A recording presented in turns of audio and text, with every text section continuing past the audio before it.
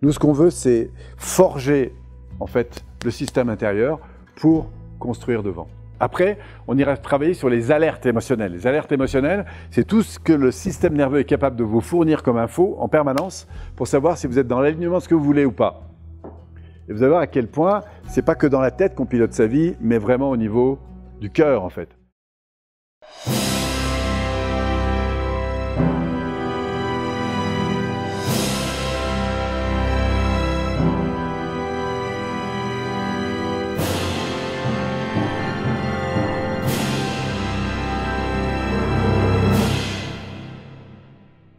Chaque jour, on peut être confronté à énormément de situations, à la fois plaisantes ou déplaisantes. Et ce qui est très intéressant, c'est de voir comment notre système émotionnel va réagir avec ça.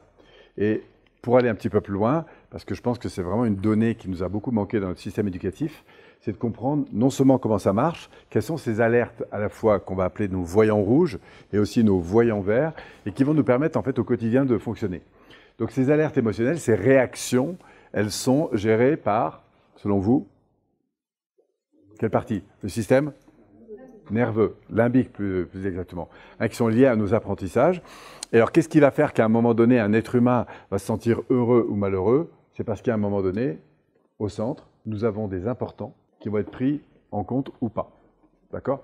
Et ce qui est très intéressant, c'est que, évidemment, ce n'est pas la partie consciente qui gère ça, c'est la partie préconsciente, alors, consciente un petit peu, mais surtout préconsciente et inconsciente. Et c'est ce qui va faire qu'en permanence, en fonction de l'environnement dans lequel vous êtes, soit vous êtes correctement arrosé, si je puis dire, par l'environnement, et auquel cas, votre système nerveux va plutôt se satisfaire, soit à un moment donné, il y a des choses qui ne vont pas être en correspondance avec ce qui est important pour vous, et auquel cas, ça va se manifester par des réactions émotionnelles négatives, enfin dites négatives. En fait, elles sont très importantes, elles sont inconfortables, mais cependant très importantes.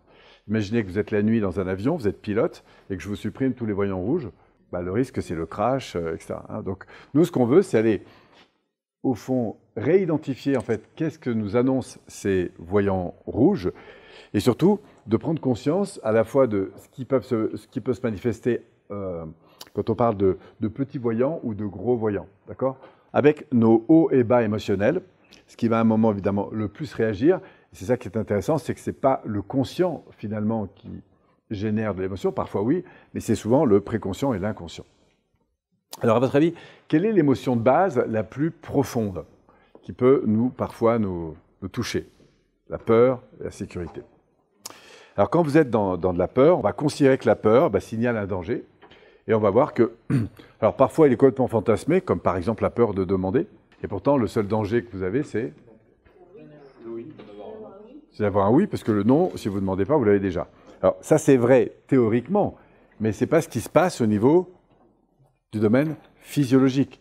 Pourquoi? Parce que là on a réellement la peur d'être rejeté, pas accepté, ou parfois même de déranger, etc. Donc il y a des peurs qui sont réelles. Et nous, ce qu'on va aller voir un peu ici, c'est quelle est la hiérarchie, on pourrait dire, en termes d'intensité, de signaux qu'on va trouver là. OK? Pour éviter d'avoir peur, de quoi vous avez besoin en fait? De sécurité, donc de protection, dit autrement, d'un cadre sécurisant. D'accord? Et si le cadre n'est pas respecté, comment l'être humain va réagir émotionnellement? La colère. Donc, et du coup, la colère, vous voyez, c'est un complément très important ici, la colère, et qui vous signifie, en fait, en général, qu'il y a un problème là, pour le coup, de règles, on va le mettre ici, de règles selon vos cadres de référence. Hein. Et donc, du coup, il y a de la colère, et là, on va voir apparaître, évidemment, on va avoir toute une collection de choses. Si maintenant, cette colère, ce cadre, pourquoi est-il important, ce cadre? Le cadre, il est là pour générer un résultat. Et si jamais vous n'avez pas le cadre, du coup, vous allez perdre le résultat. Vous êtes en perte de quelque chose. Et derrière la perte, on va vivre, évidemment, de la tristesse. Et puis, à votre avis, qu'est-ce qui se passe si on a un mélange de colère et de tristesse? Eh bien, c'est un sentiment, finalement, d'écœurement. D'écœurement, donc il y a une espèce de trop, hein, et qu'est-ce que fait le corps quand il est écœuré? Eh bien, il rejette. Donc, en fait, cette règle, et comme il y a eu un mauvais fonctionnement qui a entraîné une perte importante, eh bien, du coup, vous êtes en rejet de cette situation-là, vous voyez? Alors, ça peut être un rejet de quelque chose qui est à l'intérieur parce qu'il n'est pas bon pour vous.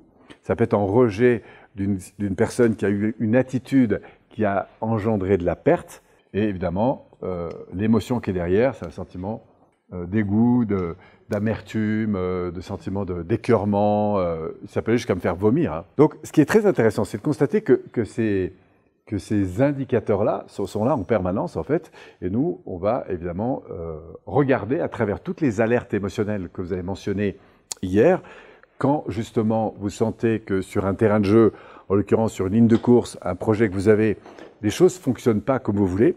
Ce qui est très intéressant, c'est que votre inconscient, lui, eh bien, il est en alerte. Et en alerte autour de quoi? Autour des grands besoins qui sont ici.